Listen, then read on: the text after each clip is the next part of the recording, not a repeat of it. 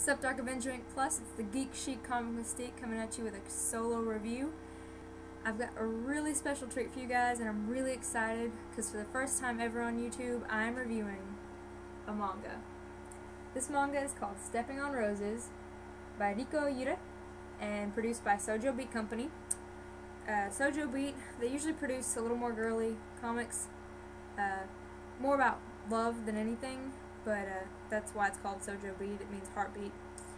This one, the cover does look really girly, I'm not gonna lie, but it's actually more about poverty and wealthy in Japan versus, like, it's more about money and cultural differences in society. There's a lot of romance, I'm not gonna lie. I know some men like their romance like women do, and some like a little romance and not as much as women do, but this does have good romantic quality in it. It's got good political quality, business quality, it's got everything. It's a really good series. In the course of like 3 days, seriously, with acquiring books, I have finished the entire 9-book run. I wish it went on for more personally, but today I'm just going to stick with reviewing number 1 for you today. Pretty much, this is based on a story of a girl named Sumi, and she has grown up very poor, very, very poor her entire life. Her brother, Izuku, is a gambling, good-for-nothing scoundrel cheapskate who likes to bring other abandoned children home. I think there are 5 children total. There's Tomi, Yu, Atari, Chiro, which is a chicken, which I guess it's kind of a kid, you have to take care of it, and Fuko, and then he brings home another baby to top it all off. So you got all these kids, and this 15-year-old girl, Sumi, is taking care of them all. Yeah, I would not want to be a mom of 5 kids at 15. But she's managing, she's taking care of them. He'll occasionally bring home money for them to get food and pay the rent, but he keeps gambling, he's a cheapskate, and he's a complete and total flirt. Like, it makes me sick, he really does. So, you go through Sumi's life and you start out with her family, and these 5 kids, this chicken, her brother and her live in this 1-bedroom little shack. Like, it is a shack. It is very small and a very poor area of Japan. They're very, very poor. Like, I don't think it gets much worse than this in some places. It does in some places in Japan. You would be surprised how bad it is, but she's pretty bad off. But she's happy. Like, she's really happy. She's truly happy. So you go through the story, and Sumi notices that one of the children, Tomi, the only girl other than herself, is sick, and she has so much debt piled up with the doctor that the doctor won't come in to see her. Like, he won't take the child, he won't treat her, and she's on the street begging somebody, please, please help save my sister Tomi.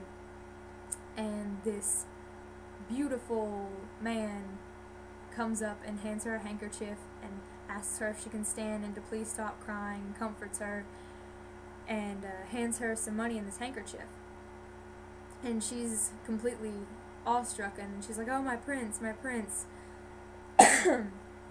And she's completely in love with him from that second. Tomi gets better, gets medicine, gets fine. They pay off their medical bills and still have a little money left over, so he gave her a good bit.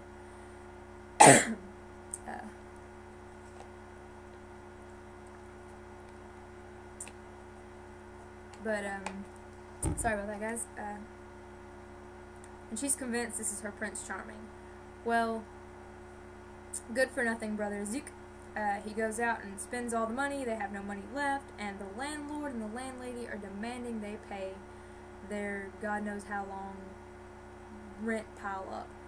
And this is where I got a little confused with the currency there. He's saying, you owe us 2,000 yen, 2,000 yen. Buy tonight or I'm kicking you all out.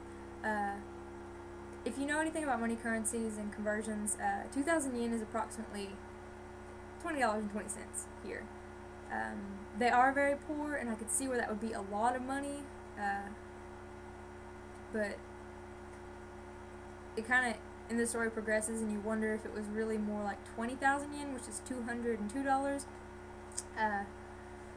So she's desperate for this 2,000 yen, and she goes to the street, and she tells the guy, please don't kick us out, I'm going to go sell myself. And we all know what that means. But she goes to the street, she's going to sell herself, and she doesn't want to, but she knows she has to provide for these kids. And as a 15-year-old girl, that is something that is really admirable in this story. Like, I wouldn't do that as a 20-year-old woman, even if I had kids, and that would be my last option out of anything. I would try anything else but that, but she finally decides that's what she's going to go do, and all these guys are hitting on her, like, oh, how old are you, baby? And she's like, 15, and they're like, oh, yeah, 15! And they're like, how much? And she's like, 2,000 yen. They're like, oh my gosh, that's way too much money, you're crazy, you're crazy. They're all telling her she's crazy. And it's really just $20. So this really wealthy guy, you see him earlier in the story with the guy who gave her money to help Tomi. And he comes and buys her and takes her to his very, very nice house, Western style house, which means American style. And they clean her up, give her a bath, do her hair, put her in Western style clothes, and take her up to him, and she refuses the whole time to let go of this money. Well, takes her up there. Surprise, he doesn't want to sleep with her. He wants to marry her. And you're like, oh my gosh, what in the world has she gotten into? And he asks her, you are never to love me, and I'm never to love you. And can you throw love away? Can you really enter into a loveless marriage for money, for this amount of money? And she says, yes, I can. And she's in love with the Prince Charming who gave her the handkerchief, and it's really hard for her, but she doesn't think she'll ever see him again.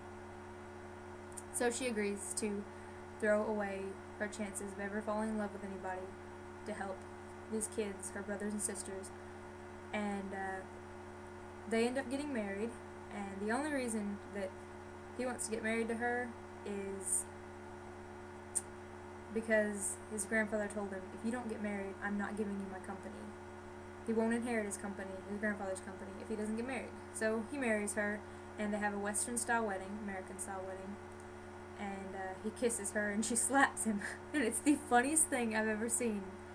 The whole crowd's like gasping and freaking out, and he's like, oh, I'm sorry, my wife doesn't understand Western methods, I should have explained it to her before, and he's really good at covering things up. Well, they get married, and he's really cold and distant. His name is Seiichiro? Seiichiro, yeah, that's right. And he's a very handsome guy. He's very cold and distant to her, and most everybody else. You learn more about him, of course, as the series goes on. He's got a butler, Kumai, who looks out for both Sumi and Seiichiro. But at this wedding, she sees her Prince Charming, which is later introduced her as Inji. And she's starting to fall in love with him. But at the same time, she's starting to fall in love with Seiichiro. So you're kind of like, oh, love triangle. Whoa. But they end up going to a party at Inja's house. And she's made up really pretty, and they get to talking, and they meet, and it ends on her arriving and him complimenting her, and she's like, oh, he complimented me, and I think on the last page, she's like, I never thought I'd see my true love again, but here he is right in front of me, the best friend of this awful man that I married. And it leaves you at a point where you're just like, this is just crazy, this is so sick, this is twisted, how can you do this to somebody? But this has been full of spoilers, and I know that, because, I mean, you're wanting a review, I'm giving you a full in-depth review of this, because it's something worth reviewing this deep. And I'm hoping that you'll pick this up and read it for yourself, and then continue the series, because it's really good. But it seems like she's kind of doomed for tragedy, but you just really have to find out for yourself what really happens. There's so much more to the story, so much more to everything, when you really get down into it and down into mangas, they're very addicting. They will suck you in and suck you dry. Like, I'm telling you, suck you penniless is what I mean. I think for all of these, for all 9 of them, I probably would have paid anywhere from $90 to $140 for 9 books, which I consider to be quite a bit, considering how fast I do read them, but they are good books. There are tons of great series out there if you're interested in manga. Check, like, I don't know if your local comic shop carries them, but Amazon, eBay, you have Hastings around you, they carry them. Books A Million carries them. I'm not sure what the other bookstore is called. Barnes & Nobles, that's it, they carry them. So just, I encourage you to pick up a manga, pick one up and just kind of read it.